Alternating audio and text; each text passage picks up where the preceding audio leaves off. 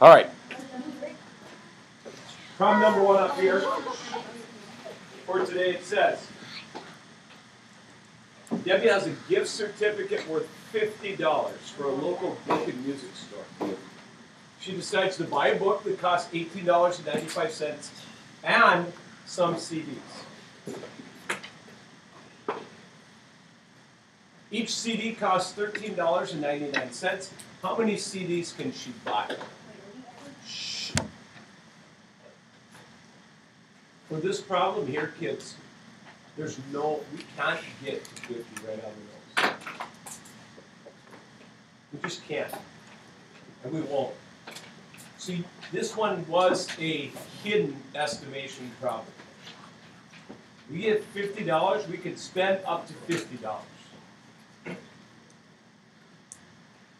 We won't actually get to $50, but if we purchased one more CD, then we'd actually get over $50. So our goal is to figure out how many CDs we can buy.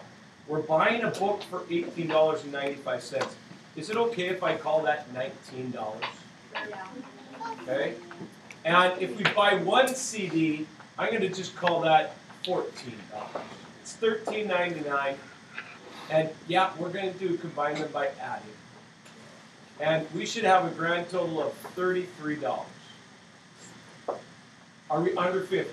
Yeah. Okay? If we wanted to, we could figure out the difference between the two to see if we can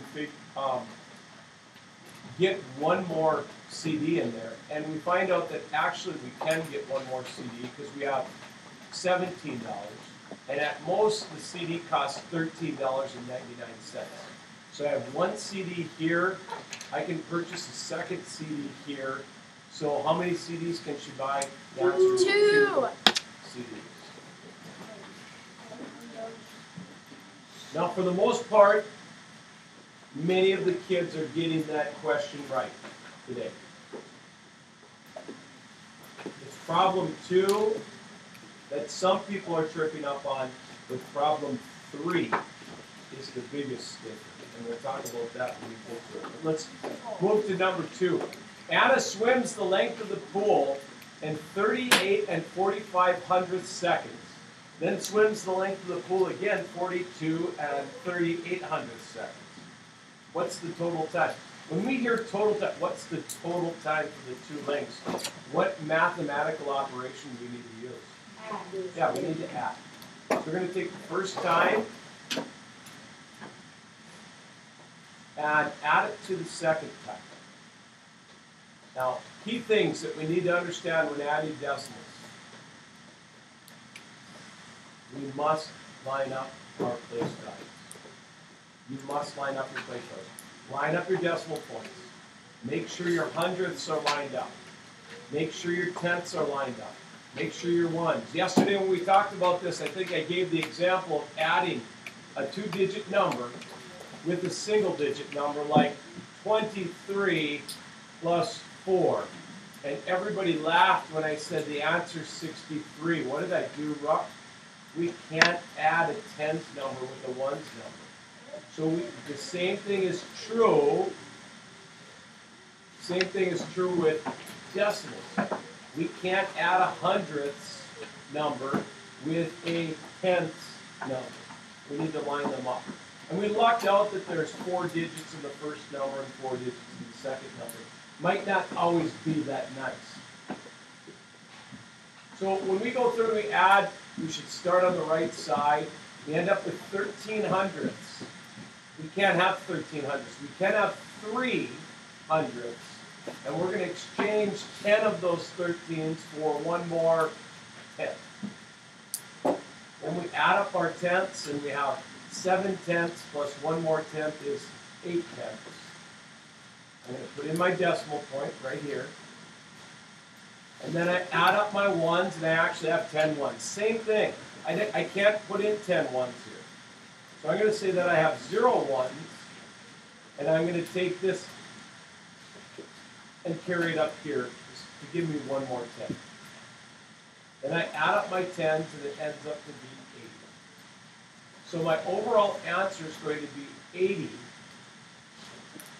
and 83 hundredths seconds. Okay? Now, for this one, I'm not going to require that you don't have to label your answer. But you do have to have 80 and 8300. Yes, sir. So I just wrote 1 minute. Ah! I didn't even think about that. Hopefully no one else did that today. But yes, 1 minute, 20 and 83 hundredths seconds. 60 seconds in 1 minute, is that correct? Yeah.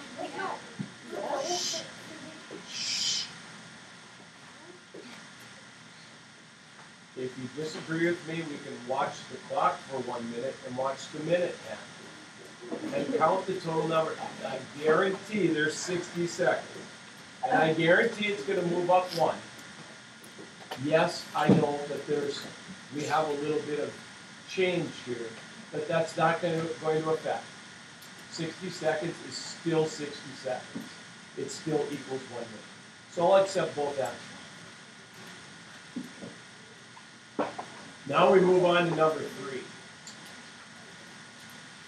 An interesting thing happened in period 1. A student said, Mr. Martin, do I really have to start at negative 15 and 51 hundredths and then move to the right 8 and 55 hundredths?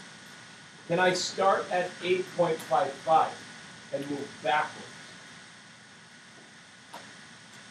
So my question to you is, can that student start at 8.55 and move backwards 15.51? Yes or no? No. All right. For you yes people, can someone tell me why you can do that? Go ahead. Oh my gosh, you just put the biggest smile on my face. Say it one more time. The commutative property of addition, and that says what? That you can put numbers around instead of the I same answer. like it. I love it. Very math nerdy. I like it. You got the terms down, that's great. It doesn't matter. 4 plus 3 is 3 plus 4. Here's the key thing though, kids. If you're switching this 15.51 to the back, the negative sign has to travel with it. If we put the negatives, if we don't bring the negative sign with it, our answer will change. Okay? So this has to stay negative. Now, in the past we've talked about backing up 15 from 8. But now we have 15 and change. So some of us have to make the transformation from backing up to actually say, well, when we back up, isn't that just subtracting? And one way that I showed you how to do these kinds of problems is when we're adding and the signs are different, we need to find the difference of the two numbers. Take 15.51 and subtract 8.55. Would that give you the difference of the two numbers? Yes? Yeah, it will. And so I'm going to go through and do some borrowing here. I end up with 600ths. I need to borrow from the ones. And give me 10 more tens to go with this 4. And now I can subtract my tenths. And then I have 14 subtract 8, and I get 6. Now, the final rule is this. After we get that difference, you go back and take the sign with the number with the greatest absolute value. The negatives have a 15.51. The positives have an 8.51. This is a bigger absolute value, so my answer is negative. So we have to have a negative 6 and 96 hundredths.